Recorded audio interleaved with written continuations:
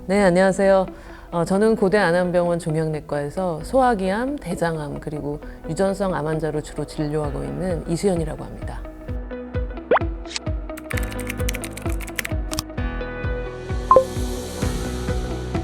암은 기본적으로 유전자의 변화에 의해서 세포들의 변환이 생기면서 이제 발생하는 질환인데, 모든 암세포들이 유전자 변이에 의해서 생깁니다. 그래서 암은 유전자 변형에 의한 병이다, 이렇게 아시면 되는데, 유전성 암이라는 거는 그런 유전적 변이가 부모님으로부터 자식으로부터 또 자식이 또 자식으로 이렇게 내려가는 그런 유전을 의미합니다. 그래서 전체 암이 생길 때는 다 유전자 변이가 생기지만 그게 자손을 통해서 내려가는 그런 방식의 유전성 암은 전체 암의 한 5에서 10% 정도 되는 암이라고 볼 수 있고, 우리가 잘 모르고 있었던 영역인데 유전자를 연구하는 기술이 발전하게 되면서 우리가 유전성 암에 대해서도 아주 잘 많이 알게 됐다고 보시면 됩니다.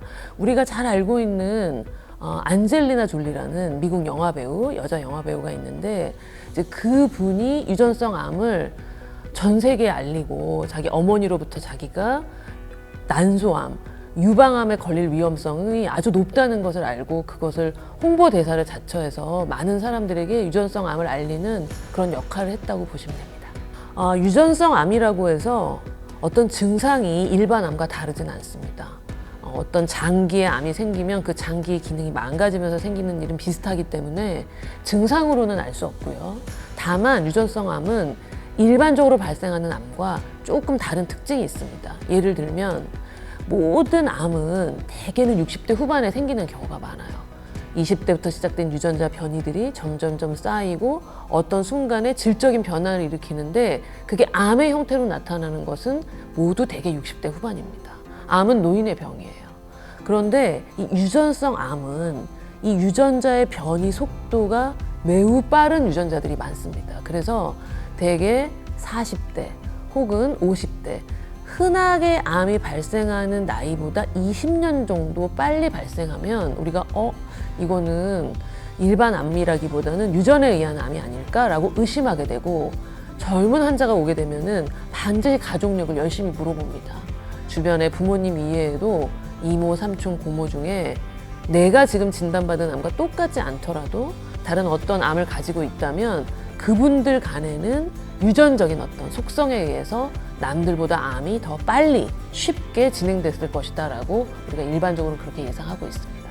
자기 가족들 중에 암이 있다, 부모님 모두가 암이다, 그러면 20대, 30대 젊은 사람들이 암 환자 아닌데 찾아오긴 합니다. 그래서 저도 암에 지금 혹시 걸릴 가능성이 높은가요? 라고 물어보는데, 내가 지금 정상일 때에는 수많은 변이들 중에 어떤 유전자가 진짜 암이 되는지를 알기가 어렵기 때문에 저는 보통 이제 부모님이 암에 걸려서 나도 걱정이 됩니다 할 때는 그냥 걱정하지 마십시오.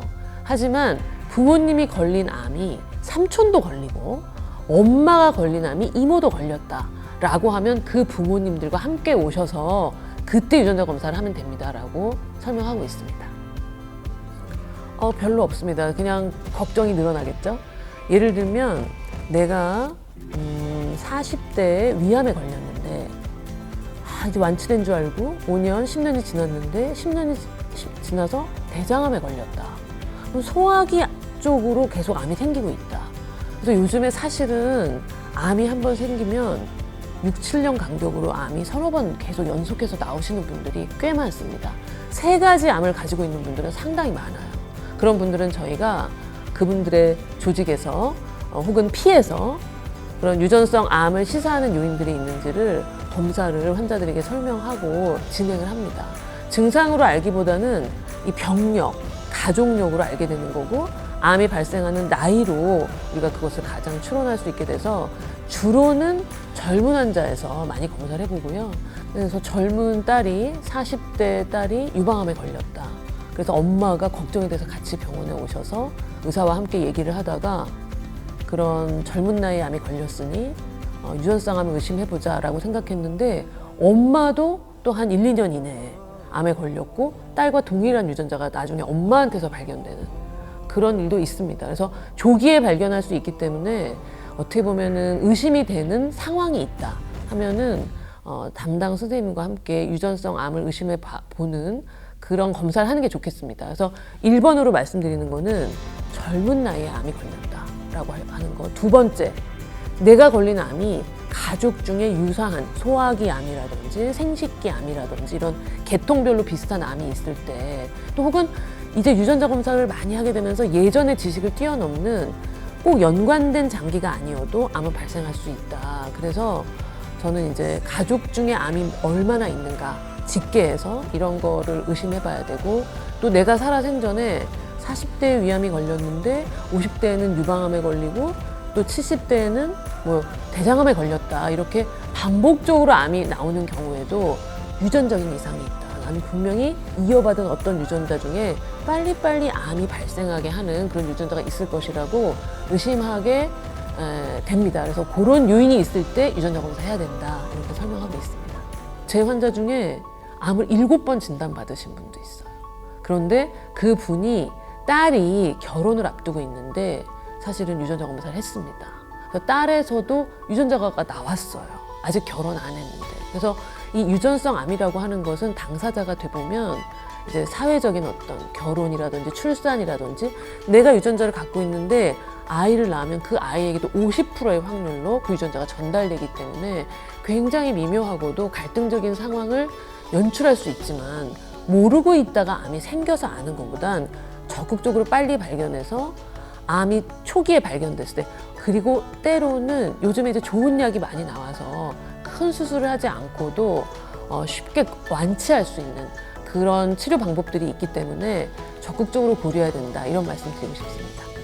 네, 이거는 유전성 암이나 일반 암이나 병기는 상관이 없습니다. 유전성 암도 조기에 발견하면은 일기가 돼서 완치할 수 있는 거고, 다만 그런 경우에는 유전적 속성이 있기 때문에 또 다른 암이 유전자 이상에서 발생할 수 있다는 점에 차이가 있지만, 병기라고 하는 것은 우리가 병기를 1, 2, 3, 4로 나누는 이유는 병기에 따라 이유가 다르기 때문입니다. 얼마나 오래 완치하고 살 수 있느냐. 사기를 진단받으면 사실 완치는 어려운 경우가 많습니다. 하지만 1기는 병이 생긴 그 자리에 있을 때, 2기는 병이 생겼는데 주변 조직의 림프절로 조금 전이 됐을 때, 3기는 그보다 조금 더 종양도 커지고 좀 전이 된 림프절이 많아졌을 때 우리가 3기라고 하고, 3기까지는 대개는 수술적 방법으로 완치할 가능성이 매우 높지만 4기가 되면 실질적으로 완치가 어려운 경우가 많습니다. 그래서 우리가 조기 진단을 통해서 4기가 되기 전에 완치해야 된다. 그런 것은 일반 암이나 유전성 암은 같고요. 유전성 암은 다만 이 암이 완치돼도 나는 유전적으로 복구하는, 암의 그 내 세포의 이상을 복구하는 능력이 좀 떨어져 있기 때문에 다른 종류의 암이 생길 수 있다는 점에서 사실 완벽한 예방은 어렵습니다. 하지만 대비할 수 있습니다. 네, 이제 암의 종류에 따라서 항암 치료를 꼭 하는 것이 표준 치료인 암도 있고 아닌 암도 있습니다. 항암 치료는 눈에 보이는 걸 잡기도 하고, 또 혹은 눈에 보이지 않지만 떠다니고 있는 그런 미세 전이 세포들을 죽이는 역할을 합니다. 항암 치료를 1, 2, 3기에는 정해진 기간만 하고 끝내게 되지만 4기가 되면 사실 굉장히 오랜 기간 동안 수년을 끊이지 않고 항암 치료하게 되는 경우가 있죠. 다만 요즘에 면역 항암제라는 것이 나왔는데, 이 유전성 암 환자들은 이 면역 항암제 치료를 했을 경우에 항암제 독성도 별로 높지 않으면서 치료되는 확률이 매우 높습니다. 때론 완치도 될 수 있고 4기라도. 그런 면에서 좀 혁신적인 측면의 약이라고 볼 수 있겠고요. 수술적인 것은 이제 모든 암은 수술로 제거되는 것이 가장 좋은데, 암이 너무 크면 수술해도 금방 재발합니다. 그 주변에서. 그렇기 때문에 수술을 가능한 빨리 하는 게 좋겠고, 유전성 암인 경우에 예를 들면 내가 오른쪽 유방암인데 이 유방암이 생긴 이유가 유전성 암의 암세포 이상 때문이었다고 하면은 왼쪽 유방암에도 10년 내로 암이 또 옵니다.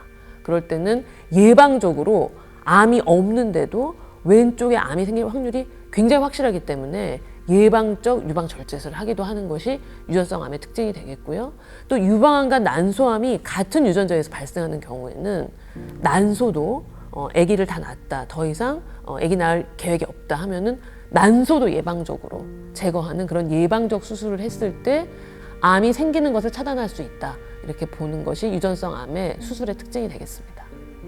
네, 그냥 아무것도 몰라도 꼭 기억해야 되는 것은 대개 이 암은 몇 살에 생기는 암인가. 그런데 그거보다 20년 젊게 암이 왔다 하면 의심하는 것을 그것만 아시면 될 것 같아요. 예를 들어 우리가 전립선 암은 대개는 80살 할아버지들이 걸리는 병인데 내가 60대 초반인데 전립선 암이다. 그럼 조금 의심합니다.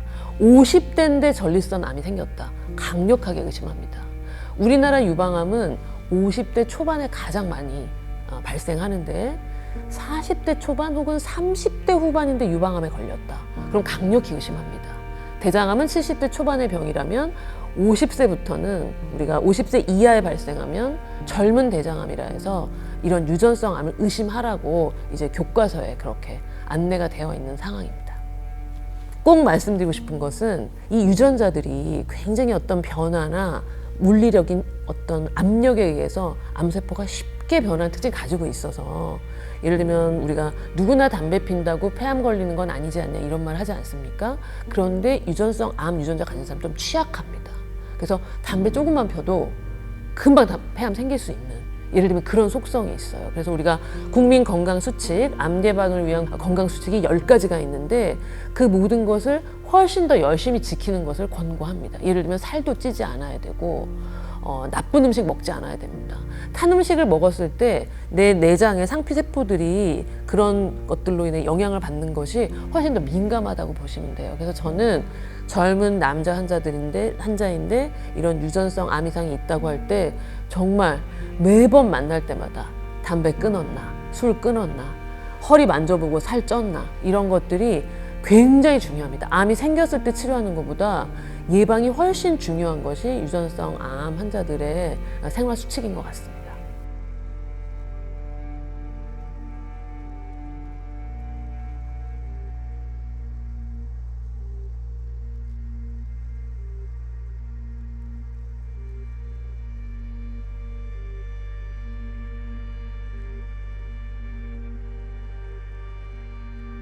그것은 안타깝게도 아직까지 많이 정해져 있지 않습니다. 예를 들면 30대 중반에 암에 안 걸렸는데 나한테 그런 요인이 있다. 가족력 때문에 검사해봤더니 나한테 유전성 암 유전자 있다 라고 할 때 이 사람을 얼마나 촘촘히 검사해서 암을 조기에 발견하는 것이 이득일까. 너무 많은 검사는 사실 굉장히 스트레스고 돈도 많이 들고 또 암이 아닌데 검사할 경우에는 비용도 굉장히 많이 듭니다.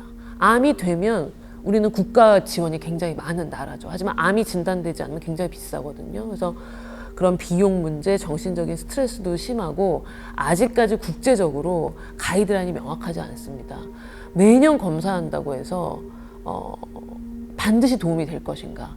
그렇지 않은데 예를 들면은 그래도 우리가 좀 상식적으로 좀 권고하는 것은 유방암이나 대장암, 위암 같은 경우에는 스크리닝 검사가 잘 발전되어 있습니다. 유방 사진 찍는 거, 그다음에 내시경 하는 거 이런 것들을 발견한 시점부터 암이 아니더라도 한 2년에 한 번 정도. 그다음에 이제 나이를 점점 먹어가면 빨리빨리 더 해야 됩니다. 남들보다 더 빨리 생길 수 있기 때문에. 근데 너무 젊은 시절부터 검사로 시간을 다 쓸 수는 없어요. 그래서 안타깝게도 표준 지침은 없지만 되게 2년에 한 번 정도 진료하고 나이를 점점 먹어가면서 그 간격을 1년으로 줄여가면서 보고 조금이라도 이상하면 병원에 빨리 와서 그 부분을 중심으로 우리가 검사하는 것으로 그렇게 권고하고 있습니다. 뭘 먹으면 좋냐 이런 걸 많이 물어보죠. 우리나라 환자들은. 근데 이제 우리가 음식 한두 가지를 뭘 먹는다고 좋은 건 없잖아요. 어떻게 보면 전체적인 생활 자체가 건강한 식생활을 유지하는 것이고 저는 그래서 항상 이제 젊은 환자들이 그런 걸 물어볼 때는 먹는 것을 뭘 먹을 거에 고민하지 말고 얼마나 많이 잘 운동할 것인가. 운동이 주는 효과가 훨씬 큽니다. 먹는 것보다. 그래서 운동으로 살을 뺀다의 개념이 아니고 몸 전체 대사 굉장히 건강하게 바꿔주기 때문에 남들보다 더 열심히 운동하라는 거를 강조하고 있습니다. 그래서 제가 마지막으로 드리고 싶은 말씀은 예를 들어 이런 일이 있었어요. 그게 결혼을 앞두고 유전성 암 가능성이 있다는 얘기를 들었을 때 결혼이 깨진다든지 관계가 깨진다든지 이런 것 때문에 사회적인 낙인이 찍혀지고 저 집안은 암이 생기는 집안이야. 그런 것들이 예전에는 굉장히 사람들이 이 얘기를 안 하게 쉬쉬하게 했는데 제가 놀라운 것은 요즘에 우리 20, 30대 젊은 환자들은 모르고 당할 수 없다. 굉장히 적극적이라는 거. 그래서 내가 가진 위험 이런 거 적극적으로 대처할 것이다라고 하는 모습에 굉장히 인상적이었고, 그래서 우리가 이런 아직까지도 비용 문제가 좀 큽니다. 유전자 검사가 그런 것들이 좀 비용이 좀 낮아지고 우리가 그런 환자들을 적극적으로 발굴해서 진료 지침이나 검사 지침을 세워서 암 때문에 나중에 늦게 발견돼서 고통받는 그런 시기가 오지 않도록 그렇게 자료를 모으고 준비하는 시간이 필요하다, 그런 말씀 드리고 싶습니다.